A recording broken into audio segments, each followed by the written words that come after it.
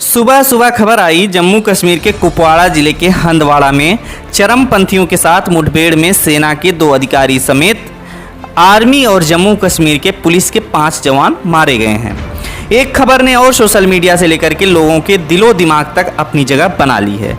वह यह कि कोरोना योद्धाओं को वायुसेना की ओर से हवाई सलामी देने के लिए पुष्प वर्षा की जा रही है। इसकी तमाम वीडियोज भी व्हाट्सएप स्टेटस पर लग रहे हैं। इस पर हम जानते हैं कि एनडीटीवी के वरिष्ठ पत्रकार रवीश कुमार क्या कहते हैं। रवीश कुमार कहते हैं, पूर्ण विजय तो दूर, जीत आधी भी नहीं हुई और आसमान से कराई जा रही है पुष्प वर्षा। कोविड-19 के कारण पिछले 24 घंटे में 83 लोगों की मौत हुई है। इससे पहले 24 घंटे में इतनी मौतें नहीं हुई। संक्रमण से मरने वाले मरीजों की संख्या 1300 से अधिक हो चुकी है।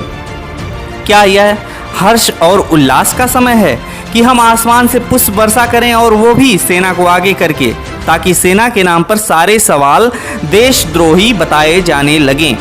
तालाबंदी के दौरान हमें ऐसा क्या हासिल कर लिया जिसके लिए हम पुष्प वर्षा कर रहे हैं। संक्रमित मरीजों की संख्या धीमी गति से बढ़ रही है, लेकिन बढ़ तो रही है, लेकिन क्या वाकई गति इतनी धीमी है कि हम पुष्प वर्षा करने लग जाएं? रवीश कुमार कहते हैं, 3 मई की सुबह स्वास्थ्य मंत्रालय की बुलेटिन के अनुसार संक्रमित मरीजों की संख्या 39,980 हो चुकी थी। 24 घंटे में 2644 मामले सामने आए हैं। जाहिर है कि शाम तो यह संख्या 40,000 के पार भी कर जाएगी। अगर 10 दिनों में डबल होने का औसत ही देखें तो 13 मई तक हम 80,000 के आसपास होंगे। क्या इसे कामयाबी कहेंगे?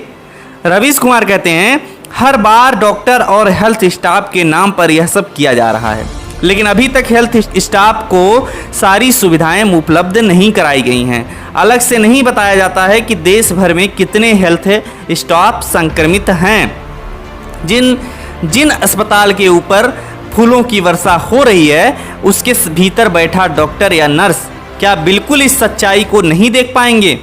आईटी सेल की ताकत पर हर प्रश्नों को किनारा लगा देने से प्रश्न मर नहीं जाते हैं। क्या यह प्रश्न नहीं है कि इस वक्त पुष्प वर्षा की जरूरत ही क्या थी, वो भी जिस दिन 2644 मामले सामने आने की खबर आई हो और उस दिन हम पुष्प वर्षा कर रहे हैं। मुझे पता है आईटी सेल लगाकर प्रोपेगेंडा होगा कि सेना का विरोध कर रहा हूं, लेकिन यह सेना का विरोध नहीं है। सेना कभी भी आधी अधूरी लड़ाई के बीच पुष्प वर्षा नहीं करती है, वो सलामी देती है संपूर्ण विजय की प्राप्ति के बाद। आप इस प्रश्न को अर्थव्यवस्था के संदर्भ में देखिए। छोटे दुकानदार से लेकर मध्य वर्ग पर तक परेशान हैं। किसी का धंधा चौपट हो गया तो किसी की नौकरी चली गई, किसी की सैलरी कम हो गई। हर सरकारी कर्मचारी से नए बनाए गए पीएम केयर फंड में पैसा लिया गया, सांसदों की सैलरी काटी गई, इसलिए ना कि कोविड-19 से लड़ने के लिए पैसा चाहिए। तो फिर बीच लड़ाई में पुष्प वर्षा कर पैसे लुटाने का क्या मतलब है? सेना की मदद लेनी ही थी, और जब ये जहाज उड़े ही थे तो इनसे कुछ मजदूरों को उनके जिलों तक पहुंचाया जा सकता था, लेकिन फूल बरसाए गए ताकि न्यूज चैनलों के लिए हर रविवार को प्रोपेगेंडा की सामग्री मिल सके और सवाल उठाने वाले को सेना विरोधी बताकर डिबेट की दिशा मोड़ी जा सके और सरकार को जवाबदेही से बचाया जा सके। लेकिन मोदी समर्थकों को भी सोचना चाहिए कि क्या वाकई इससे कुछ हासिल हुआ है। रवीश कुमार लिखते हैं कि शुक्रवार के दिन सुबह से दिल्ली में चर्चा थी कि कोई बड़ी खबर होने वाली है। चीफ ऑफ डिफेंस स्टाफ भारतीय सेना के तीनों प्रमुख के साथ प्रेस कॉन्फ्रेंस करेंगे। जब प्रेस कॉन्फ्रेंस हुई तो उसमें पुष्प वर्षा की योजना के बारे में जानकारी दी गई। क्या ये जानकारी एक ट्वीट और एक राज्य मंत्री से नहीं दी जा सकती थी?